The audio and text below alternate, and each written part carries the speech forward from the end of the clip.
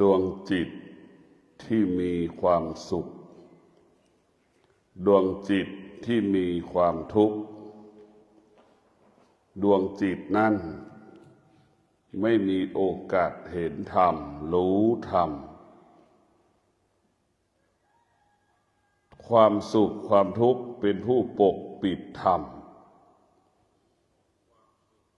ถ้าตราบใดความสุขยังเกิดขึ้นในใจตราบใดทุกข์ยังเกิดขึ้นในใจธรรมไม่เกิดเพราะว่าความสุขความทุกข์ไปขวางกั้นมิให้ธรรมเกิดถ้าเรามีธรรมะก็คือไม่มีความสุขถ้าเรามีธรรมะไม่มีความทุกข์ถ้ามีสุขมีทุกข์ธรรมะไม่มีเราจะต้องดับเราจะต้องละความสุขความทุกข์ที่มันปรากฏทุกลมหายใจด้วยปัญญาโดยใช้ปัญญาดับสุขดับทุกข์มิให้สุขไม่ให้ทุกข์เกิดขึ้นธรรมะของพระพุทธเจ้า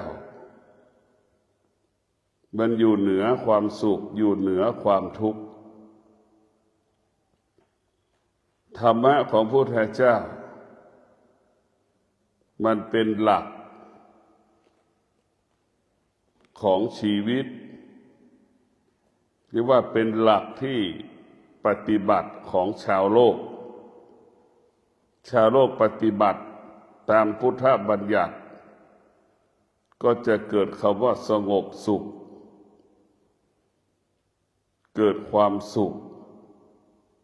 ความสุขของธรรมเป็นความสุขที่ไม่มีตัวตน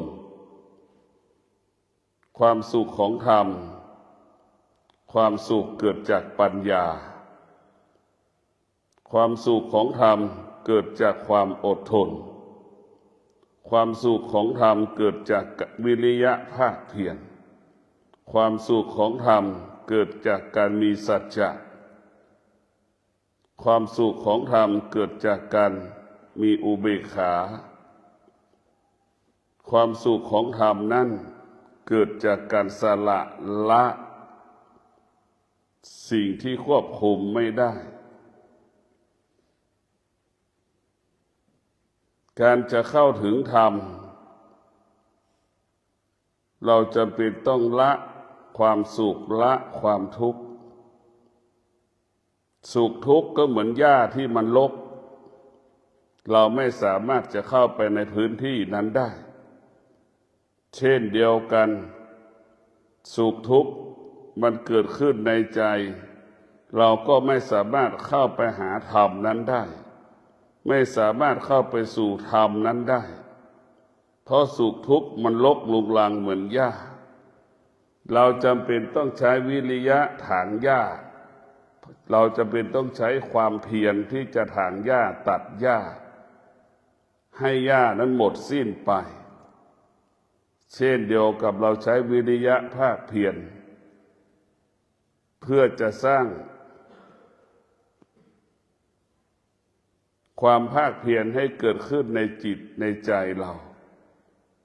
เพื่อจะเข้าถึงธรรมเพื่อให้เห็นธรรมชาวโลกทำได้ทุกอย่างสร้างบ้านก็ได้สร้างเครื่องบินก็ได้ทำอะไรก็ได้หมดแต่มีสิ่งหนึ่งที่ชาวโลกทำไม่ได้ทำใจให้สงบทำไม่ได้ทำให้ใจเข้าใจสิ่งที่มันเป็นปกติก็ไม่ได้ชาวโลกทำอะไรก็ได้หมดที่เป็นสิ่งนอกกายแต่ชาวโลกจะทำสิ่งที่อยู่ในกายเราให้ทำเช่นทำให้จิตเราสงบเราทำไม่ได้ ทำให้กายเราสงบเราทำไม่ได้นี่คือชาวโลกเป็นปัญหาของชาวโลกเพราะชาวโลกให้ความสำคัญสิ่งที่นอกกายแต่ธรรมะของพระพุทธเจ้าให้เราสนใจเรื่องกายให้เราสนใจเรื่องจิตสภาวะจิตของเราอย่าให้มันขุ่นมัว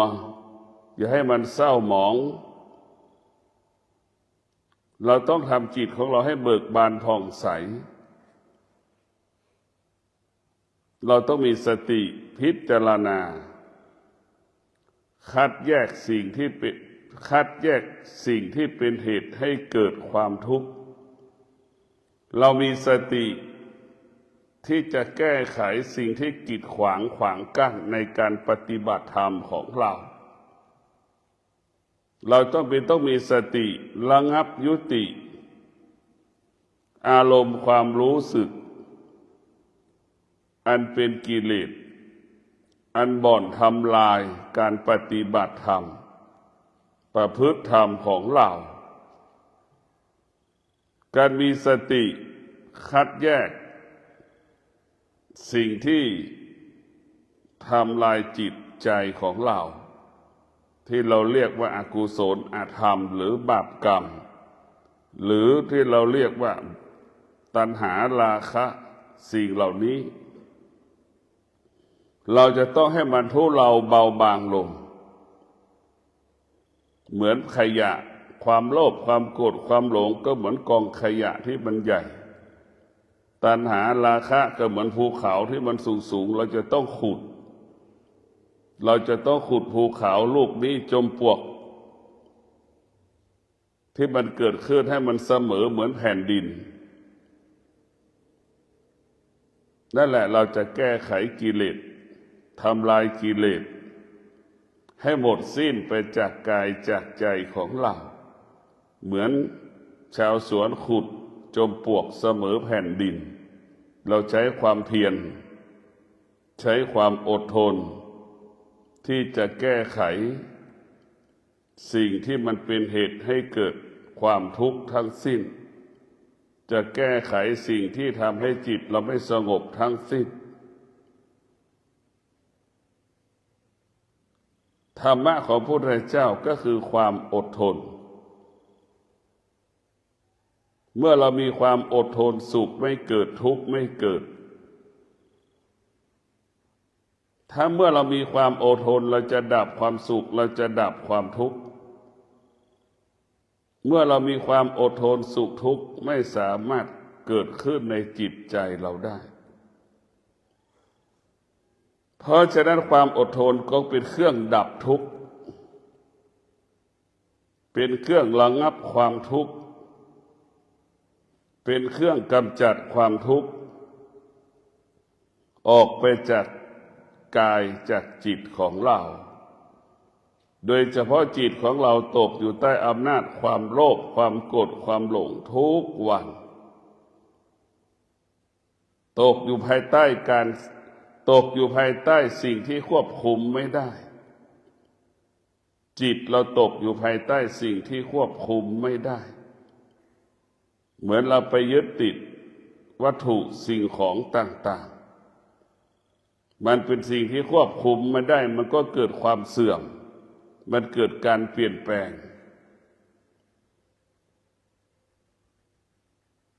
มนุษย์ทั้งหลายหรือชาวโลกทั้งหลายเป็นทุกข์เพราะไปยึดติดสิ่งที่ควบคุมไม่ได้สุขก็เป็นสิ่งที่ควบคุมไม่ได้ทุกข์ก็เป็นสิ่งที่ควบคุมไม่ได้เราไปยึดติดมันการภาวนาของเราการพิจารณาชีวิตของเราจะต้องไม่ให้สุขเกิดไม่ให้ทุกข์เกิดสุขก็คือปกปิดธรรมะทุกข์ก็เป็นผู้ปกปิดธรรมะเหมือนเราเอาทองขุดหลุมแล้วเราก็เอาทองไว้ในดินเห็นไหมขุดขี้ดินมันก็ปกปิดทองก็คือธรรมะสุขทุกข์ความโลภความโกรธความหลงก็เหมือนดินที่เราไปกลบแล้วก็ถมทองคำเป็นแท่ง มันก็ปกปิดเช่นนั้น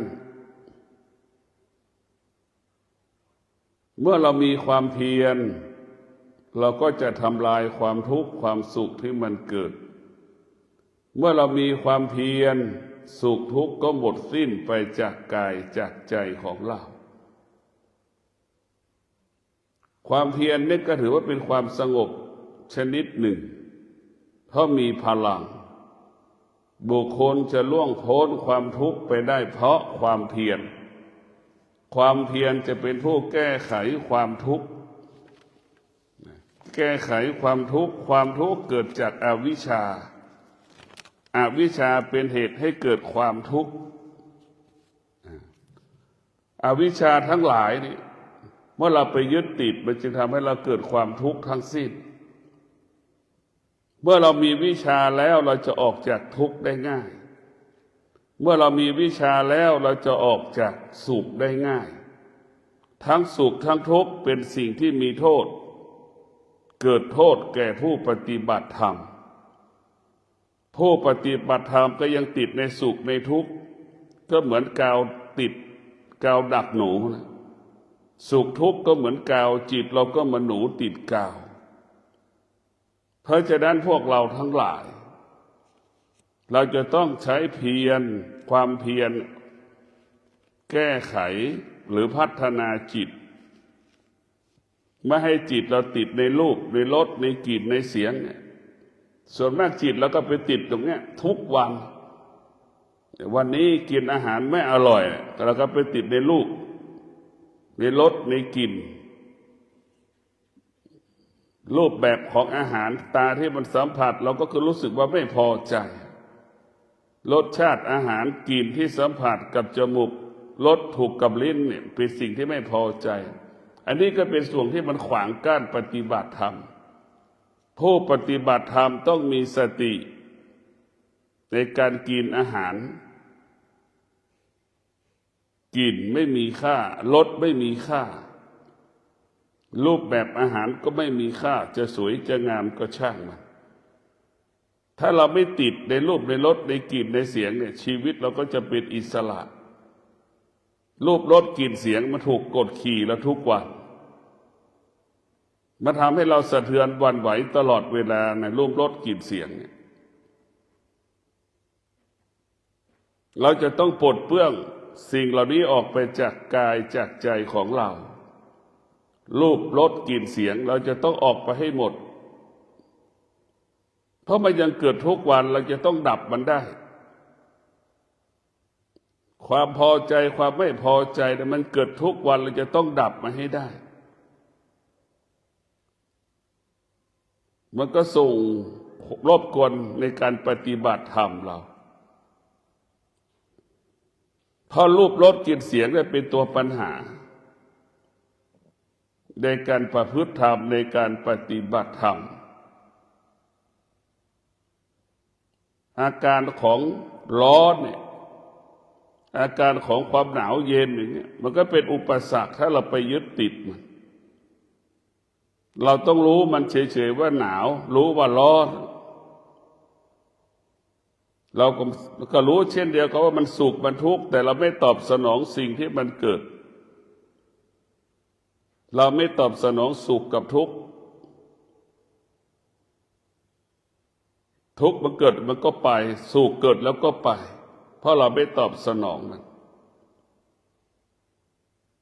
ถ้าเราตอบสนองมันเมื่อไรสุขมันขยายผลทุกข์มันก็ขยายผลจะตื่นก็เป็นทุกข์จะนอนก็เป็นทุกข์จะกินก็เป็นทุกข์อยู่ก็เป็นทุกข์เราไม่ควรยึดติดเพราะเราไปยึดติดสุขทุกข์มันเกิดขึ้นตลอดเวลาพ่อเรายังตายแม่เรายังตายลูกเรายังตายสามีเรายังตายแล้วทำไมเราไม่ตายแล้วคนทุกคนเกิดมาเพื่อตายเราก็ให้เราเข้าใจไม่มีใครเกิดมาไม่ตายไม่มีในโลกเราเข้าใจสิ่งที่มันเป็นของสากลหรือเราเข้าใจสิ่งที่มันเป็นจริง เรียกว่าเห็นความจริงความตายก็เป็นความจริงความแก่ก็เป็นความจริงทุกคนก็เป็นเช่นนี้ถ้าเราเห็นความจริงแล้วเราก็จะปฏิบัติธรรมได้ง่ายความสุขความทุกข์มันก็เป็นความจริงที่มันเกิดขึ้นกับมนุษย์ทุกๆคนเพราะเราไม่รู้ความจริงเข้าไม่ถึงความจริงเราจึงวกไปวนมาวกไปวนมาวกไปวนมาจนเราแก่จนชราจนเราตายเราก็ตกอยู่ใต้อำนาจอารมณ์ของตนเองอารมณ์ของบุคคลอื่นๆเพราะฉะนั้นพวกเราต้องมีสติสร้างความเพียรแก้ไขสิ่งที่มันกีดขวางกั้นชีวิตจิตใจของเรารูปนี่ก็มันก็กีดกั้นขวางกั้นรสกลิ่นเสียงนี่มันก็ขวางกั้น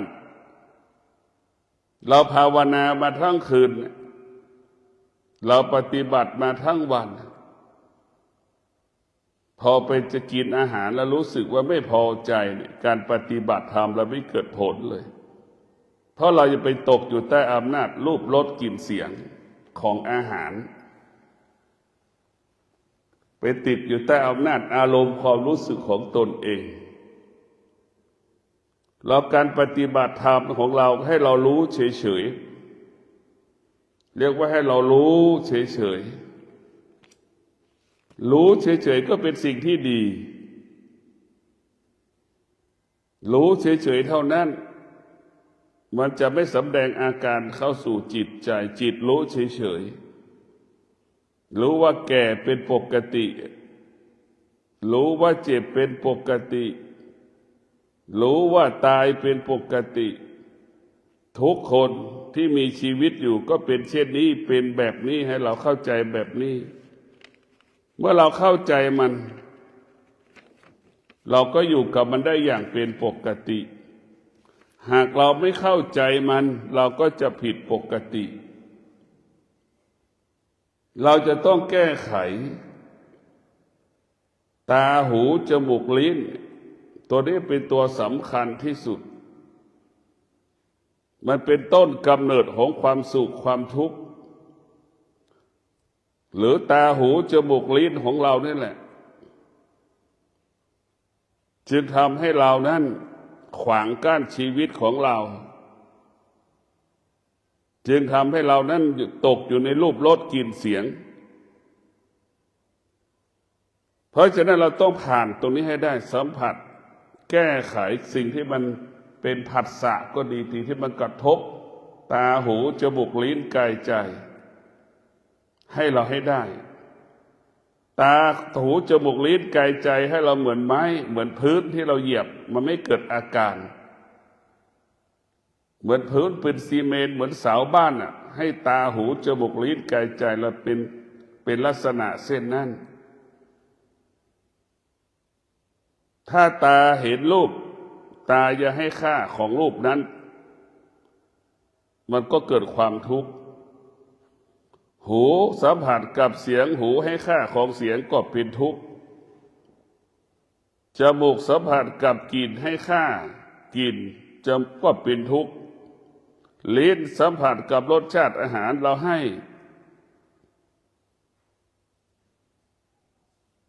ห้ความสำคัญกับรสชาติเราก็เป็นทุกข์หูของเราก็เช่นเดียวกันให้ความสำคัญกับเสียงก็เป็นทุกข์ชีวิตเราตกอยู่ภายใต้อายตนะอายตนะนี่เป็นกลลวงอายตนะนี่เป็นกลลวงให้เราตกอยู่ใต้อำนาจมันหลอกเราอย่างนี้แหละเดี๋ยวสุขเดี๋ยวทุกข์เดี๋ยวพอใจเดี๋ยวไม่พอใจ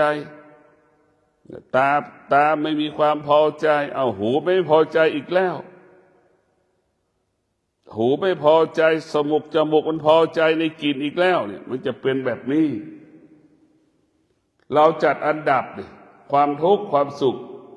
มันก็วกไปที่ตาที่หูที่จมูกที่ลิ้นที่กายที่ใจของเรา มันก็เป็นเนี่ยกลับไปกลับมาวกไปวนมาเหมือนคนบ้าเดินนะมันก็เป็นเช่นนั้นเราจะเป็นต้องอาศัยธรรมของพระพุทธเจ้าก็คือสติและเป็นที่พึ่งของเราสติเป็นที่พึ่งของเราสติก็เป็นเพื่อนที่ดีของเราสติคือเป็นเพื่อนที่ดีของเราต้องพึ่งธรรมะก็พึ่งสติเพราะว่าธรรมะอยู่ที่กายอยู่ที่ใจของเราเมื่อกายใจเรามีธรรมะมีสติมันก็เป็นมั่นคงว่าจิตมั่นคงกายมั่นคงทุกวันนี้กายและใจเราอ่อนแอหวั่นไหวเพราะเราขาดสติเมื่อเรามีสติจิตมันจะมั่นคงเมื่อเรามีสติจิตมันจะไม่หวั่นไหวสติฝึกจิตให้จิตนั้นรู้แล้วก็ให้สงบแล้วก็ให้นิ่งไม่เกิดอาการไม่สำแดงอาการใดๆนี่แหละธรรมะก็คือสติฝึกจิตให้จิตพึ่งธรรมะให้จิตเห็นธรรมะให้จิตเอาธรรมะมาเป็นหลักเมื่อจิตมีธรรมะ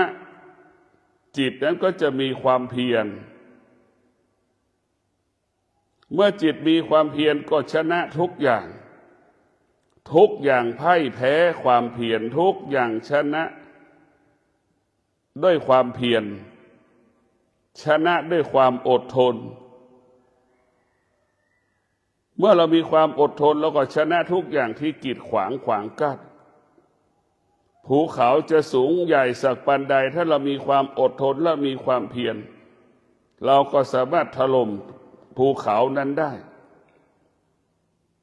ธรรมะเป็นสิ่งที่แข็งที่สุดในโลกไม่มีวัตถุใดแข็งเหนือกว่าธรรมะไม่มีแข็งที่สุดคือธรรมะภูเขากี่ลูก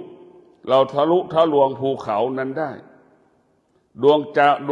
ดวงจันทร์จะสูงสุดปานใดเราก็สามารถไปถึงดวงจันทร์นั้นได้ก็เพราะเรามีธรรมะก็คือความเพียรดังองค์การนาซาผลิตยานอวกาศก็เพราะความเพียรจึงทำให้เขาผลิตยานอวกาศประสบความสำเร็จก็เพราะความเพียรเขาจึงเอายานอวกาศสร้างเสร็จแล้วไปสู่อวกาศต่อก็ตัวธรรมะทั้งสิ้นเรียกว่าตัวปัญญาธรรมะก็คือตัวปัญญาตัวปัญญาก็คือเป็นตัวบุคคลใดที่มีปัญญาเนี่ยคิดพูดสิ่งที่เขาไม่คิดพูดที่เขาไม่พูดรู้สิ่งที่เขารู้สิ่งที่เขาไม่รู้มันก็มีคนกลุ่มหนึ่งที่รู้เหนือคนทั้งโลกนะกลุ่มคนที่สร้างยานอวกาศแล้วเราจะเรียกว่าวิศวกรก็ได้สร้างยานอวกาศขึ้นมาเห็นไหมบุคคลที่มีธรรมก็คือมีปัญญาธรรมที่คนอื่นเขาไม่ทำธรรมที่คนอื่นเขาทำไม่ได้ถ้าเป็นพระเช่นครูบาเจ้าศรีวิชัยสร้างถนนคุณใดสุเทพใช้เวลา8 เดือนอย่างนี้ถ้าเป็นพระที่ใกล้ตัวเราก็คือหลวงตาบัวเอาทองช่วยชาตินั่นเป็นพระที่มี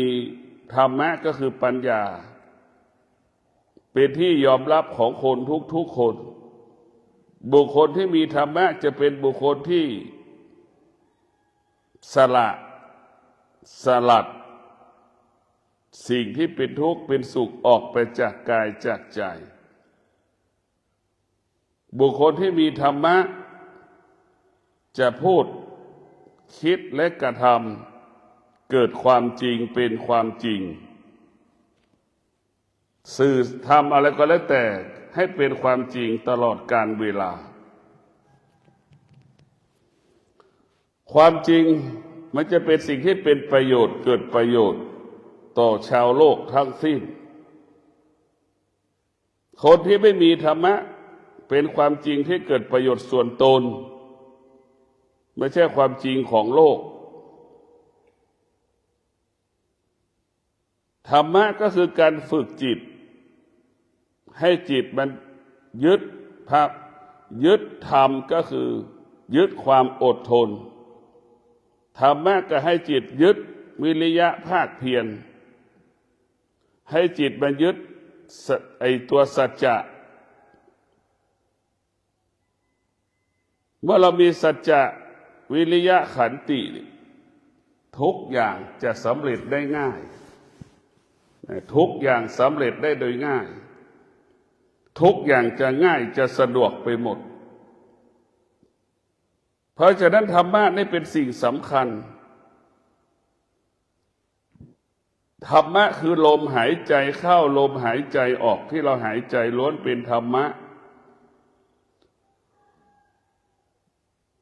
พ่อแม่ครูบาอาจารย์บอกสอนให้เราพึ่งธรรมะธรรมะของพระพุทธเจ้านั้นก็เปรียบเสมือนช่างเจียอัญมณีจะให้จิตเราธรรมะก็เป็นเช่นนั้นก็คือความงามความงดงามของธรรมะเราจะช่างเจียอัญมณีจะต้องขยันต้องอดทนต้องมีละเอียดปราณีตสุขุมรอบคอบอัญมณีนั้นถึงจะงดงาม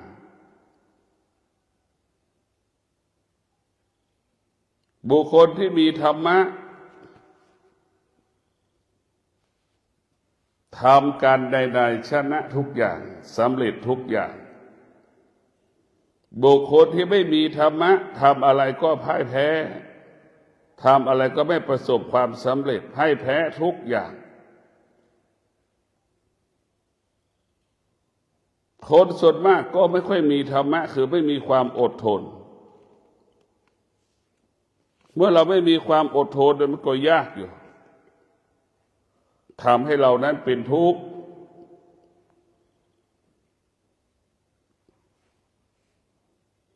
ไม่มีใครเกิดมาแล้วไม่ทุกข์ไม่มีในคำสอนพุทธเจ้าจะว่าด้วยเรื่องความทุกข์เป็นหลักให้เราเห็นอาการของความทุกข์อาการที่เกิดความทุกข์ทุกข์มันอาศัยอะไรอาศัยตาหรือตาเป็นเหตุให้เกิดความทุกข์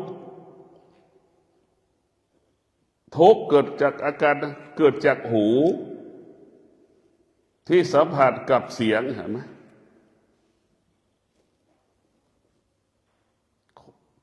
หูก็จะเป็นเหตุให้เกิดความทุกข์จมูกสัมผัสกับกลิ่นก็เป็นเหตุให้เกิดความทุกข์มันอยู่ที่อายตนะนี่แหละ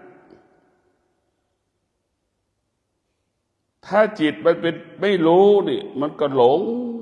หาทางออกไม่ได้เหมือนเราหลงทางนั่นแหละเราไปต่างจังหวัดเห็นไหมเราก็หลงทางในตัวจังหวัดออกไปซอยไหนไปไม่ถูกวกไปวนมาวกไปวนมาเพราะเราไม่รู้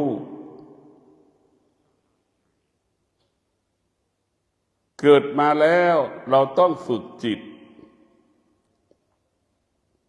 ให้จิตรู้เรื่องอารมณ์เรื่องความรู้สึกให้จิตไปควบคุมตาให้จิตไปควบคุมหูให้จิตไปควบคุมจมูกลิ้นกายใจให้จิตไปควบคุมจิตของเราต้องไปควบคุม ตาเราก็เหมือนสัตว์ชนิดหนึ่งหูของเราก็เหมือนสัตว์ชนิดหนึ่งจมูกก็เหมือนสัตว์ชนิดหนึ่งลิ้นก็เหมือนสัตว์ชนิดหนึ่งเราจะต้องฝึกสัตว์เหล่านี้ให้มันอยู่ร่วมกันได้ให้มันคุ้นเคยกันลิงก็ดีหมาก็ดีไก่ก็ดีเป็ดก็ดีเราต้องให้อยู่ร่วมกันให้ได้ให้มันอาศัยกันให้ได้ให้มันรู้กันให้ได้เราต้องรู้ความจริงความจริงก็คือสาเหตุที่หมากินไก่เพราะมันหิวอย่างเงี้ยถ้าหมามันไม่หิวมันคงไม่กินไก่นี่ก็คือเหตุของมันให้เราเข้าถึงความจริงเสือก็เช่นเดียวกันมันหิวเท่านั้นมันถึงกินคนถือมันกินงัวถ้าเสือมันไม่หิวงัวก็ไม่มีค่า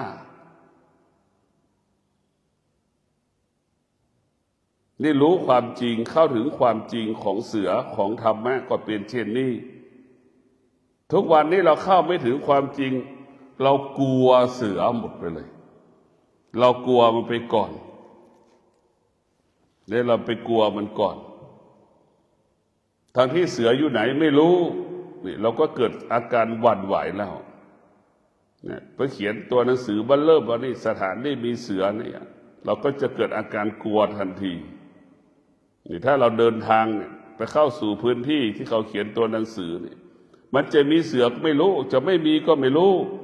แต่เราเห็นตัวหนังสือเขาเขียนป้ายไว้เนี่ยเราเกิดอาการทันทีหวั่นไหวขึ้นมาทันทีวิตกกังวลความสุขหายความทุกข์เกิดขึ้นมาทันทีเพราะฉะนั้นเรามีความรู้สึกเราต้องฆ่ามันให้ได้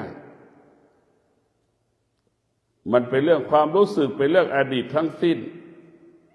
หรือความรู้สึกเป็นเรื่องอนาคตทั้งสิ้นมันไม่ใช่เรื่องปัจจุบันการฝึกจิตให้จิตอยู่กับปัจจุบันอยู่กับปัจจุบันจมูกสัมผัสกับกลิ่นก็ให้รู้ว่ากลิ่นมันเหม็นมันหอมเท่านั้นให้เราอยู่กับปัจจุบันมันจะหอมยาวนานก็ไม่สนใจมันจะเหม็นยาวนานก็ไม่สนใจเราอยู่กับมันให้อยู่กับมันได้ก็จบจิตแล้วก็สงบได้ง่ายถ้าเราไปปรุงแต่งของหอมของเหม็นมันจะเกิดขึ้นยาวนานเท่าไหร่มันก็เกิดอาการสุขทุกข์อีกเราฝึกจิตของเราเนี่ยสำคัญที่สุดให้มันรู้ความจริงให้มันเห็นความจริง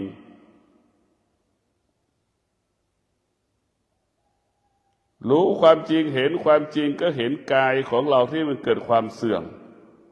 เห็นกายของเราที่มันเกิดอาการเปลี่ยนแปลงเนี่ยที่มันเกิดการเปลี่ยนแปลงร่างกายของเราเนี่ยมันเกิดการเปลี่ยนแปลงจากมันหนุ่มๆก็เป็นแก่แล้วก็ชราภาพเดินยากนั่งยากจนถึงที่สุดลุกไม่ได้นั่งไม่ได้ต้องอาศัยคนอื่นไปสู่สภาพทารกแรกเกิดเดือน2 เดือนกลับไปสู่สภาพนั้นอีกเพราะฉะนั้นพวกเราทั้งหลายมีสติที่จะฝึกฝนจิตแล้วก็ให้จิตเหล่านั้นรู้ให้จิตเหล่านั้นจัดการจิตของเราให้มันเกิดความมั่นคง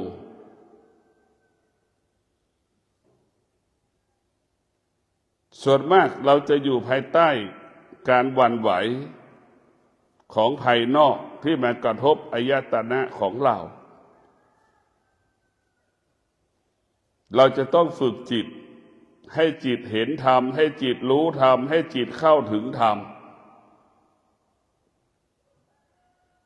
ธรรมก็คือศีลสมาธิปัญญา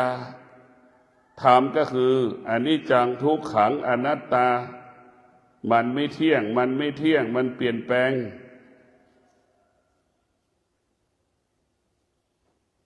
สิ่งที่เรารู้สิ่งที่เราสัมผัสเป็นสิ่งที่ไม่ทนเป็นสิ่งที่ทนได้ยากให้เราเข้าใจเช่นนี้ให้เรารู้สิ่งที่เรารู้สิ่งที่เราเห็นเป็นสิ่งที่ควบคุมไม่ได้เราก็เฉยๆแล้วก็รู้มันเฉยๆให้เรารู้สิ่งเหล่านี้ จิตของเราเนี่ยถ้ามันไม่ยึดติดแล้วก็ไม่สัมผัสไม่ยึดติดกับที่เราไปสัมผัสมันก็ไม่ทุกข์จิตมันไปยึดติดที่เราสัมผัสกายเราก็ดีใจเราก็ดีไปสัมผัสไปยึดติดมันก็เป็นทุกข์เรามีสติที่จะละสิ่งที่เรารู้เรามีสติเราจะไม่ยึดติดสิ่งที่เรารู้เรามีสติเราจะสงบนิ่งสิ่งที่เรารู้เรามีสติเราจะไม่ตอบสนองสิ่งที่เรารู้เรามีสติรู้สิ่งที่เรารู้เป็นสิ่งที่ควบคุมไม่ได้เมื่อเรารู้เช่นนี้เราก็อยู่เหนือสิ่งที่เรารู้จิตก็เป็นอิสระกายก็สงบจิตก็เบิกบานมีสติรู้เราก็สงบว่ามันสุขมันทุกข์ให้รู้เฉยๆมีสติรู้เราไม่เข้าไปยึดติดในสิ่งที่เรารู้สุขไม่เกิดทุกข์ไม่เกิดหากเราขาดสติเราไปยึดติดในสิ่งที่เรารู้มันจะเกิดความทุกข์เหมือนหนูติดกาวแมลงวันติดกาวเหมือนหนูติดกับดักเหมือนไก่ติดกับดักมันก็เป็นทุกข์ทรมานออกไม่ได้ตัวสตินี่แหละจะทำให้เรารู้มันจะบอกให้เราไม่ให้เรายึดติดเมื่อตาสัมผัสกับรูปหูสัมผัสกับเสียงจมูกสัมผัสกับกลิ่นลิ้นสัมผัสกับรสชาติอาหารกายใจเราสัมผัสถูกต้องสิ่งต่างๆไม่ให้มันยึดติดรู้เฉยๆว่ามันเป็นเช่นนี้เป็นเช่นนี้เป็นแบบนี้ก็ขอให้ผู้ปฏิบัติธรรมได้มีสติได้ฝึกฝนจิตให้จิตปราศจากทุกข์ให้จิตปราศจากสุขให้จิตนั้นเกิดความสงบสุขให้จิตเกิดความสงบสุขเมื่อจิตเกิดความสงบสุขการปฏิบัติธรรมการประพฤติธรรมของเรามันง่ายมันสะดวกและมันก็ไวเป็นช่องทางที่จะเดินเข้าไปสู่แดนแห่งการไม่เปลี่ยนแปลงที่เรียกว่าโลกุตระได้ง่ายทุกวันนี้เราอยู่ในพื้นที่ของโลกียะเป็นพื้นที่อยู่แล้วเกิดการเปลี่ยนแปลงพื้นที่นั้นเรียกว่าโลกียะเราพยายามจะออกจากพื้นที่โลกียะไปอยู่พื้นที่ไปอยู่เขตพื้นที่ของโลกุตระความสงบสุขมันจะเกิดพื้นที่โลกียะก็เหมือนผลไม้ที่มันดิบพื้นที่ของโลกุตระก็เหมือนผลไม้ที่มันสุกมันจะแตกต่างกันพื้นที่ของโลกียะเปรียบเสมือนกลางคืนพื้นที่โลกุตระเปรียบเสมือนกลางวันสว่างไสวตลอดเวลาให้เราเห็นความจริงรู้ความจริงเข้าถึงความจริงด้วยปัญญาผู้ที่มีปัญญาจึงอยู่เหนือสิ่งที่รู้อยู่เหนือสิ่งที่เรารู้ผู้ที่มีปัญญาก็จะละสิ่งที่รู้ไม่ยึดติดในสิ่งที่รู้ไม่สงสัยในสิ่งที่รู้ผู้เจริญด้วยปัญญาจึงอยู่เหนือสิ่งที่รู้สิ่งที่สัมผัสก็ขอให้ท่านทั้งหลายมีสติพิจารณากายของเราใจของเรามีสติที่จะน้อมนำเอาธรรม มาไว้ที่กายที่ใจของเราก็ขอให้ท่านทั้งหลายมีสติฝึกฝนจิตมีสติควบคุมจิตให้จิตเหล่านั้นยึดมั่นถือมั่นพระธรรมยึดมั่นถือมั่นศีลสมาธิปัญญาเป็นหลักการพัฒนาจิตเป็นหลักการที่จะให้จิตเข้มแข็งเมื่อเรามีศีลมีสมาธิมีปัญญาขอเจริญพร